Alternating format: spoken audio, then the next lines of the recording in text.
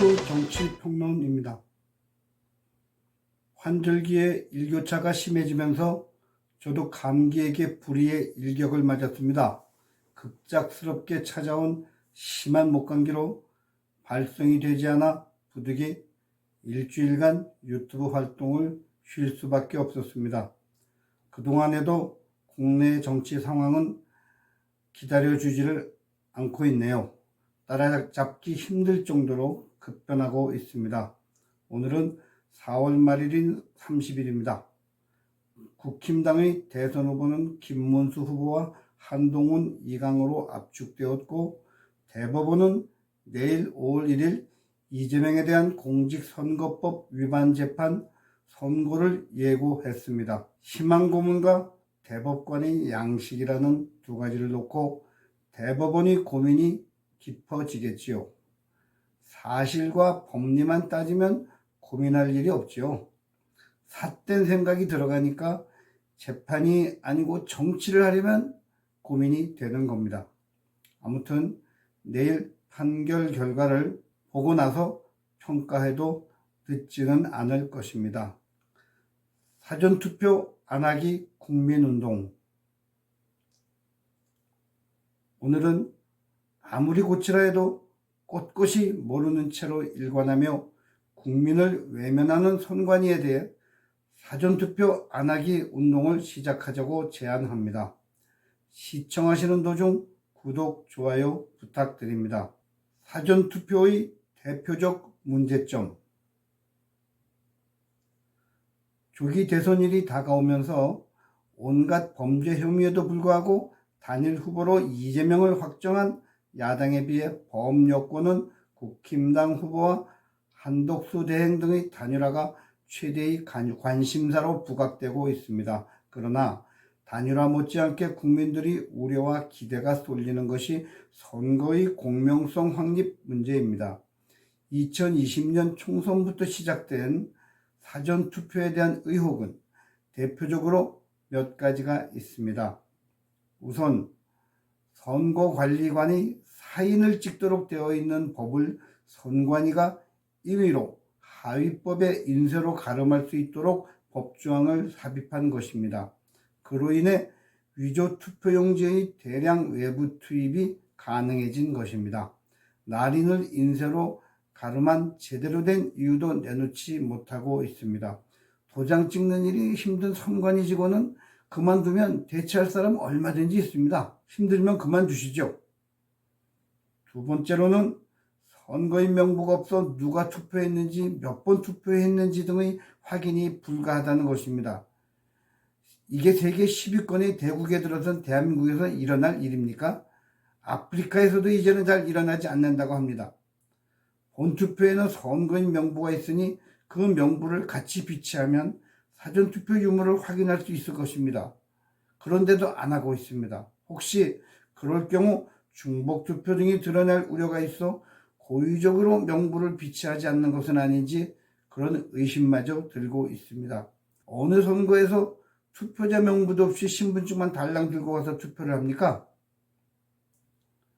세 번째로는 전자개표를 수개표로 전환해야 한다는 것입니다. 선관위는 시간이 하루가 더 걸리더라도 인력이 더 필요하면 중국인 말고도 자원봉사자들이나 공무원들의 참여로 충분히 해결 가능한 문제임에도 얼렁뚱땅 넘어가려 하고 있습니다.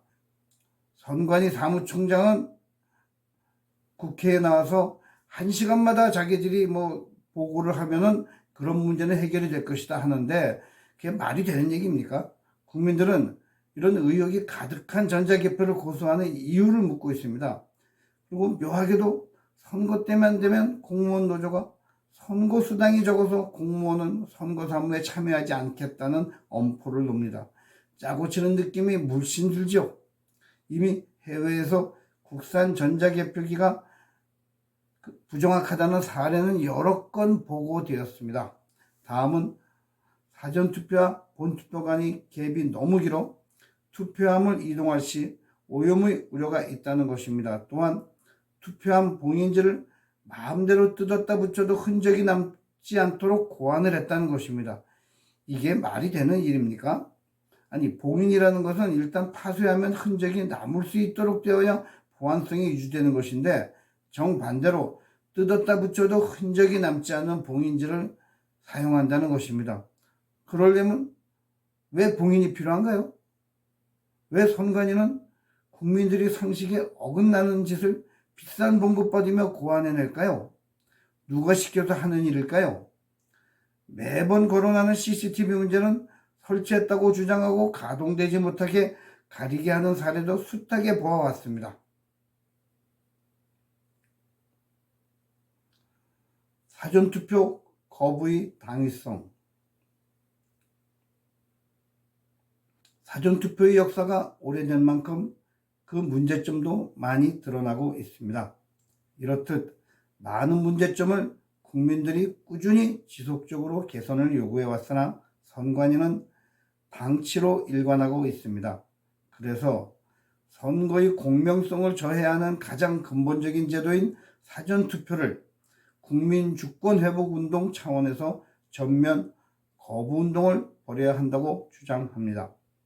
자유우파 국민들은 이미 오래전부터 사전투표의 문제점을 파악하고 사전투표하지 말고 본투표 때 주권을 행사해야 한다는 캠페인을 벌여왔었습니다. 그러나 2022년 대선 때도 당대표였던 이준석이나 후보였던 윤석열 대통령마저 사전투표를 해야 한다고 국민들에게 강력히 요구했습니다. 2024년 총선 때도 상황은 마찬가지였습니다. 마치 사전투표를 거부하는 국민들이나 당원들을 부정선거 의혹 제기자라는 더불어민주당이 만들어낸 프레임에 가두려는 움직임까지 있어 국민운동 차원까지 확대되지는 못했습니다. 그 당시 국힘당에서 사전투표 참여 캠페인을 벌인 이유는 국힘당 지도층이 뿌리 깊은 부정선거 음모론도 한몫했을 것입니다. 그들은 부정선거를 입에 올리면 안 되는 금기어로 생각하는 것 같았습니다. 아마 그들 중 일부는 스스로도 또 그 덕을 보았을 수도 있습니다. 선거에 임하고 있는 국민들에게 사전투표하지 말라는 인식을 심어줄 경우 지지층의 투표 포기와 더불어민주당의 역공을 우려하는 것으로 이해가 되기도 합니다. 기형적으로 더불어민주당 지지표가 많이 나와도 국힘당 지지층이 사전투표를 포기해서 그리 된 것이라는 저들이 사실상 사전투표 합리화에 힘을 보태줄 수 있다는 판단을 했을 것으로 보입니다.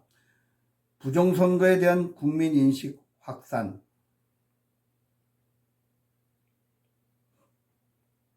윤석열 대통령이 12.3 계엄을 통해 계엄의 이유 중 하나로 선관위의 의혹을 밝히는 것도 있었다고 주장함으로써 그때까지도 반신반의하던 국민들을 깨우치는 효과가 있었습니다. 길거리에서 Stop the Steal, CCP out 등의 구호가 자연스럽게 보이기 시작하며 부정선거 문제가 심각하다는 국민적 의식이 고취되었습니다. 때마침 스스로 부정선거의 피해자라고 주장하는 미국 트럼프 대통령의 취임과 함께 애써 보도를 외면하던 레가시 언론에서도 일부 관심을 보이기 시작했습니다. 유튜버 공병호 박사를 비롯 육사 출신 장재원 박사 등이 부정선거를 입증할 증거를 제시하고 학계에서도 국내 네로라 하는 통계학자, 전산학자들이 사전투표의 결과가 통계의 가장 기본인 대수의 법칙에 어긋난다는 말도 안 되는 조작이라고 주장하고 나선 것이지요. 그런 결과가 실제로 나타날 확률은 1조분의 1도 아닌 1경분의 1도 되지 않을 것이라는 근거도 제시했습니다.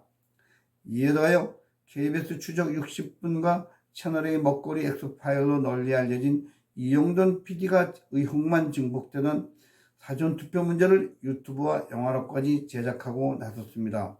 여기에 전한길 강사까지도 일조를 했습니다. 이 영상물은 이해하기가 쉽지 않던 국민들에게 사전투표의 문제점을 쉽게 이해시키는 큰 역할을 하게 되었으며 단시일에 유튜브 수백만 조회를 이루어냈습니다. 그만큼 국민적 관심이 컸다는 반증이지요. 그런데도 선관위는 과거에 내놓았던 의견을 되풀이하거나 크리티컬한 부분에서는 묵묵부답입니다. 그들은 전문가를 내세워 반론을 하지만 그들 대부분이 선관위 산하 여론조사 심의위 소속이었다는 것은 그들의 주장을 학자적 영심을 가지고 대변할 전문가는 거의 없다는 것이지요. 이번만 잘 넘기면 가족회사의 기반이 더욱 공고해질 것으로 선관위는 기대하고 있는 것 아닐까요? 이에 우리는 전면적으로 사전투표 거부 운동을 전개해야 합니다. 투표를 하지 말자는 게 아니고 의혹이 해소되지 않은 사전투표에 동참함으로써 역사의 죄인이 되는 것을 거부하자는 것입니다. 그리고 본투표에 더욱 많이 참여하고 주변 사람들을 설득해서 선관위가 금과 옥조처럼 되뇌이는 선거율 증가 문제도 본투표만으로 실현할 수 있다는 실증을 보여주고자 합니다. 사전투표 불참의 실증적 효과 예시 2024년 말 기준 국내 인구를 5,100만 명으로 볼 때 유권자 수는 3분의 2 수준인 4,400만 정도로 추산됩니다. 국민 70%가 투표에 참여한다고 볼 때 3,080만 표입니다. 여기에 2024년 총선 사전투표를 30%를 대입해보면 1,320만 표가 사전투표를 한다는 것이죠. 이번이 사전투표 거부운동으로 사전투표율을 30% 중 3분의 1만 줄이면 440만 표가 줄어든 880만 표가 사전투표를 하는 것으로 추정할 수 있습니다. 지난 총선에서 더불어민주당은 전국 각 지역에서 본투표와 달리 사전투표의 10% 이상을 국힘당보다 더 가져갔습니다. 한쪽은 10% 더하고 한쪽은 10% 빼면 20% 차이가 나게 됩니다. 본격적인 사전투표 거부운동의 효과를 감안해서 이번에는 더불어민주당이 2배인 20%를 가져간다고 가정할 경우 880만 표의 40%인 352만 표를 더 가져갈 수 있다는 계산이 나옵니다. 반면 사전투표를 거부한 440만 표는 대부분 자유우파 유권자로 추정될 수 있으므로 440만 표에서 352만 표를 빼면 88만 표 차이가 납니다.